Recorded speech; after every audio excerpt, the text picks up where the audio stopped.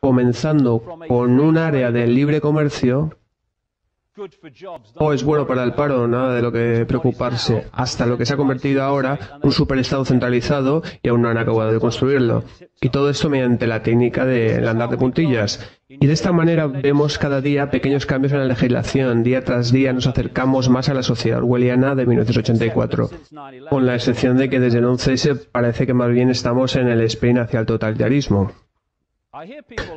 Mucha gente me ha dicho a través de todos estos años, todo esto de la teoría del Estado totalitario centralizado no son más que patrañas. Y entonces veo que esa misma gente va a manifestaciones pidiendo que se pare la globalización. Pero, ¿qué es la globalización? Es la cara pública de la misma agenda sobre la que he estado hablando durante 20 años. La agenda de ir centralizando el poder a un nivel global en cada área de nuestras vidas.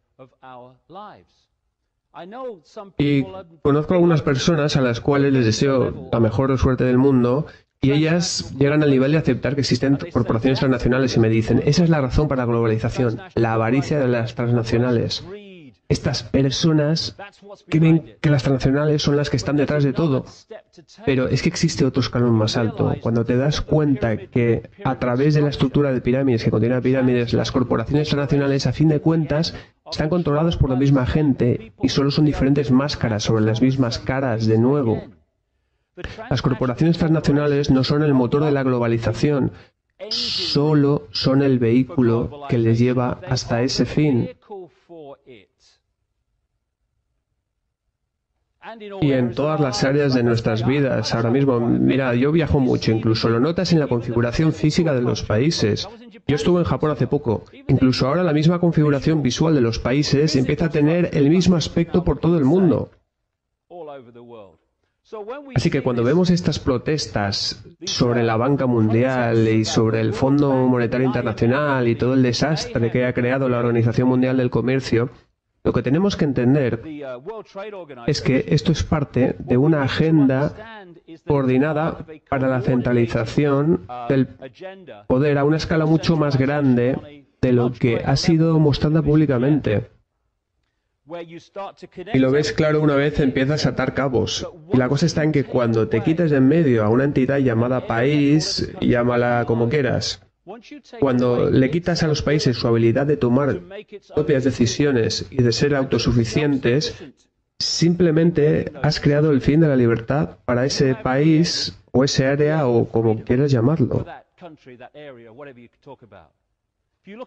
Si tomas como ejemplo a Gran Bretaña, es que ya ni siquiera podemos toser sin tener que pedirle permiso a la Unión Europea. Y por culpa de la Organización Mundial del Comercio, los países ya ni siquiera pueden defender sus propias economías de los peligros de otras economías mundiales. Y esto no es por accidente, sino que ha sido diseñado, porque cuando le quitas la habilidad a la gente de tomar sus propias decisiones en sus propios países, comunidades, como lo quieres llamarlo, les estás haciendo dependientes de un sistema global sobre el cual no tienen ningún tipo de control. Ahí está la clave. ¿Y quién controla el sistema global? A fin de cuentas, son un número increíblemente reducido de personas.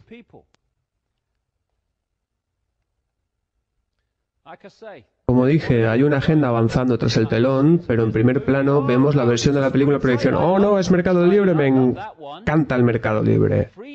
Mercado libre es la libertad de explotar a la gente más pobre del planeta para poder fabricar sus productos por unos pocos céntimos y entonces transportarlos hasta la otra parte del mundo con cuantas menos barreras de aranceles mejor, porque a fin de cuentas es mercado libre y entonces venderlo al precio más alto que puedas.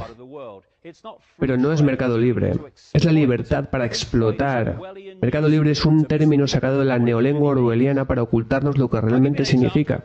Os daré un ejemplo de cómo estas cosas se planean con años de antelación y no se trata de algo accidental.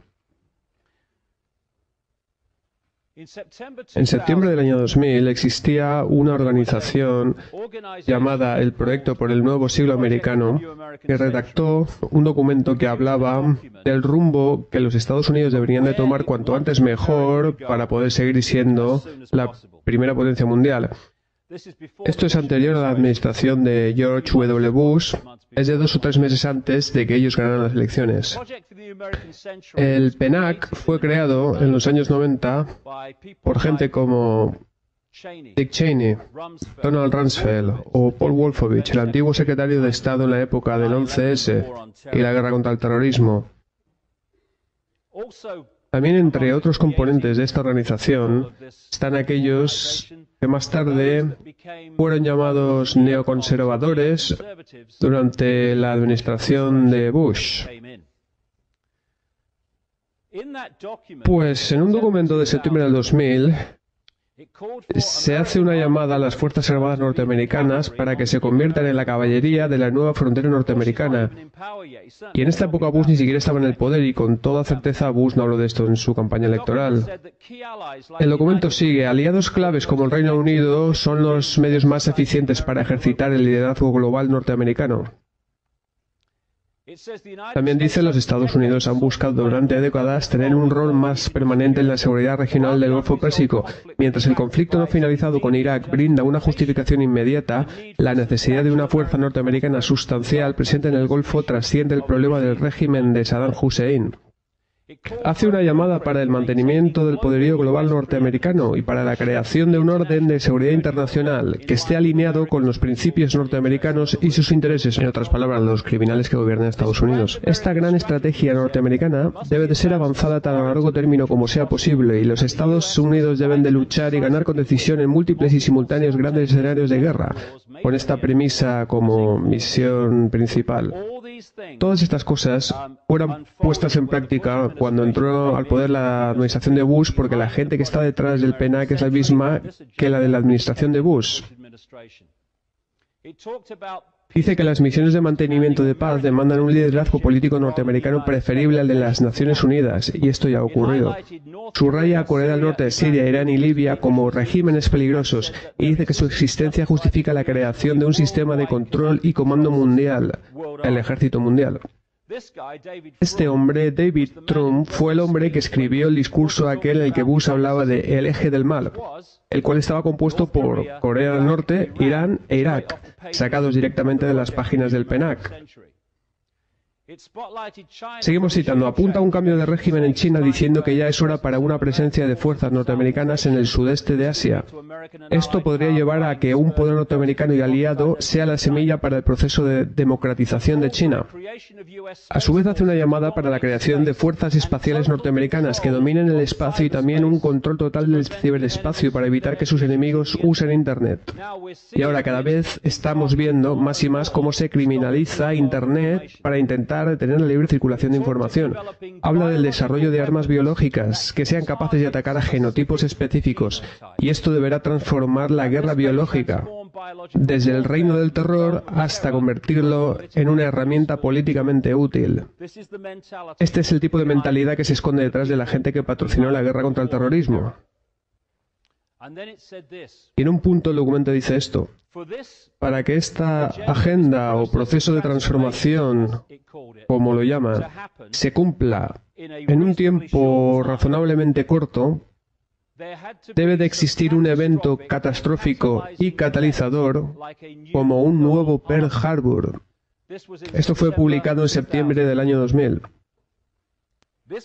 Este proceso de transformación será probablemente largo, de no ser por algún evento catastrófico y catalizador como un nuevo Pearl Harbor.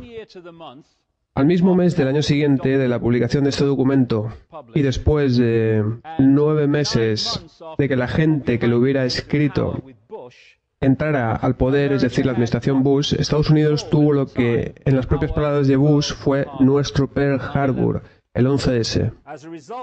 Como resultado de esto, como hablo en detalle en este libro que escribí hace algún tiempo, como resultado de esto, tuvimos el horror del 11S. Pues esa gran lista de cosas que exponía el documento del PENAC han sido justificadas y puestas en acción gracias a este evento. Este es el